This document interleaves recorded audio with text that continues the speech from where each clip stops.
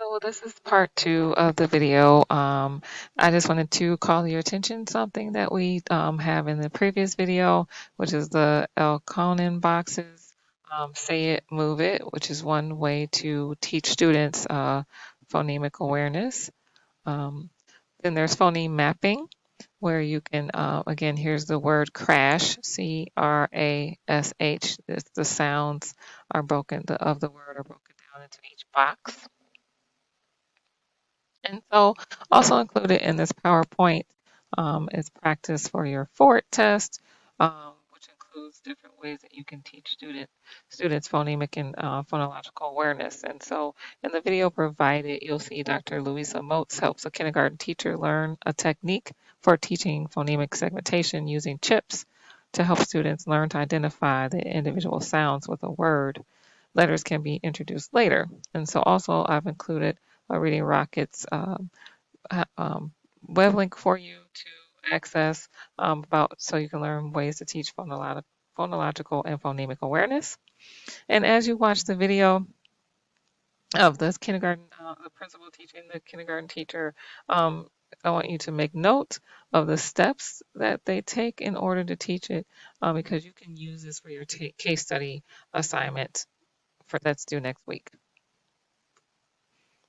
And so there's another activity that you can use if you're looking for more ideas for the assignment for your case study. Once you view the video of the student who is doing the Singer assessment, you're going to be asked to come up with a way to teach that student.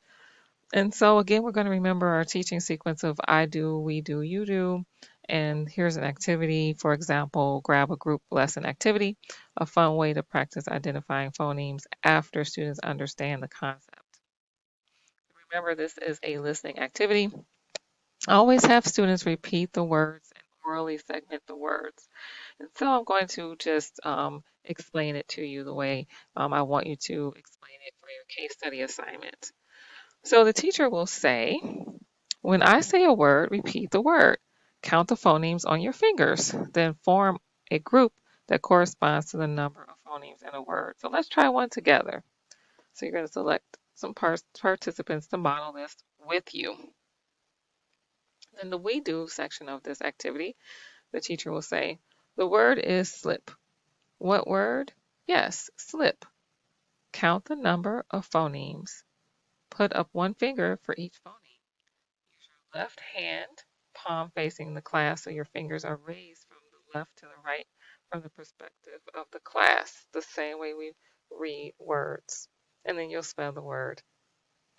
You'll say the word. It. Yes, four.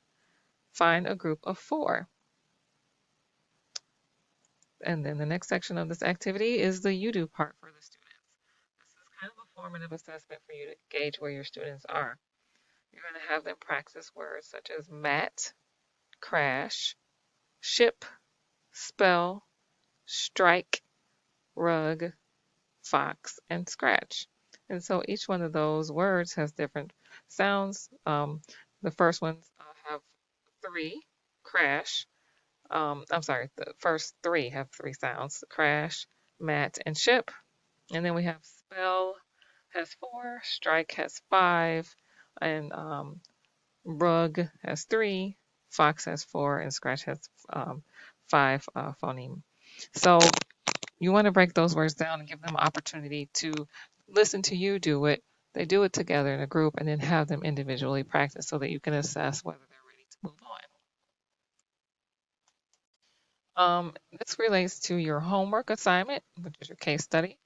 Um, Remember to keep this in mind when you are completing your assignment, the I do, we do, you do, as well as some of the resources that you can use when you're writing up your case study.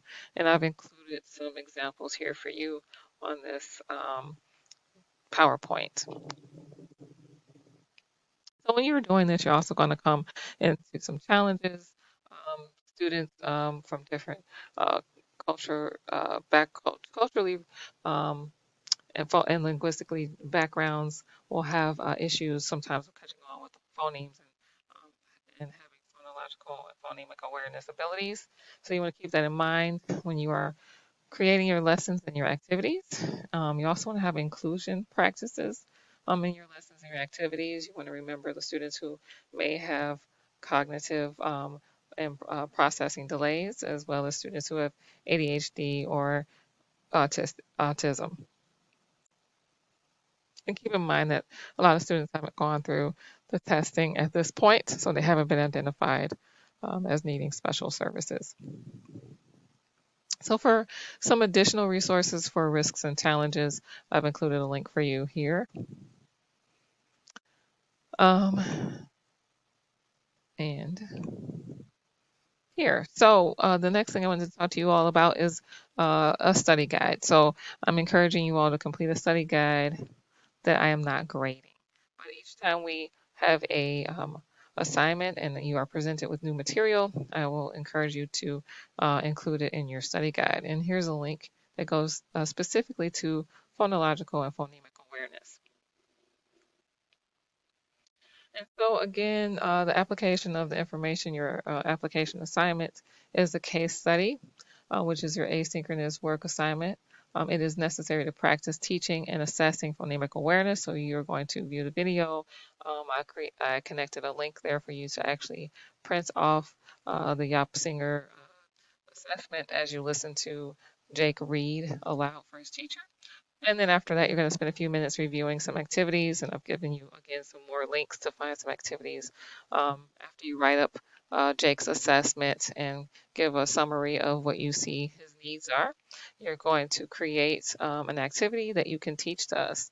And you can do that by creating a video or a PowerPoint that explains what you chose and how someone, a novice teacher, would use it to teach a student and also include ways that they can address challenges. And I've included a sample video for you here as well. For those of you looking for some support for the FORT test, I've included, as it relates to phonemic awareness, and I've included a Quizlet for you to practice and also a Canvas. On Canvas, I've also included the numbers 1 through 11 um, for you to practice phonemic and phonological awareness for the FORT. So if you're not familiar with Quizlet, you have the opportunity to learn the words. There's a PDF available for you on Canvas to see the words, and also here are some flashcards for you. There are ways that you can test yourself and match, and there are also games for you to play.